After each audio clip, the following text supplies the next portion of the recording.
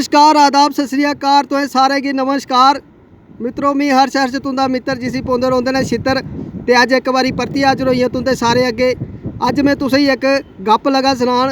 ये गप बड़ी पुरानी है। जिसलै अऊं 7वीं पढ़दा रहा साढ़े होए पेपर होए जिसलै रिजल्ट आया तो सने मेरे आस 4 जागत ऐसे हे चौने दे नंबर एक बराबर।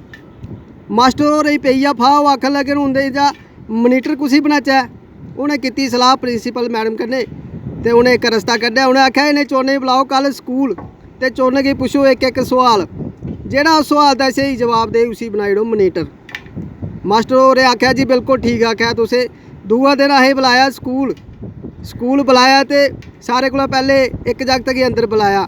उसी मास्टर होरें पुच्छेआ सना पुत्तर दुनिया बिच सब तों तेज चीज़ केह् है। वो पहले सोचता रहा बेचारे ही समझ नहीं लगा। फिर उन्हें जवाब दिता। उन्हें आखा मास्टर जी दुनिया में सब तो तेज चीज़ है इंसान की सोच। इंसान बैठे बैठे सोच के जरिए कुत्थै पुज्जी उठदा केह् सोची लैंदा ये इंसान ही भी नहीं पता लगता। तो इसलिए इंसान की जिहड़ी सोच है सब तो तेज है। मास्टर होरें आख्या जी वेरी गुड बहुत अच्छा चलो अगले की भेजो।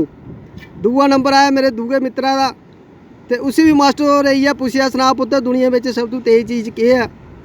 उन्हें आख्या मास्टर जी दुनिया बिच सब तो तेज चीज़ है अख चमकाना, क्योंकि वह आपूँ भी इ'यां कई बारी इ'यां करता रौंहदा हा। तो उन्हें आख्या इंसान असें पता नहीं लगता है किन्ने बारी दिहाड़ी दियां अक्खां चमकाई ने। तो उन्हें आख्या मास्टर ने आख्या वेरी गुड चलो अगले गी भेजो। त्रीए नंबर आया त्रीए मित्रा का तो उसी भी मास्टर होरें इ'यै सवाल पुच्छेआ सना पुत्तर दुनिया बिच सब तो तेज चीज़ केह् है।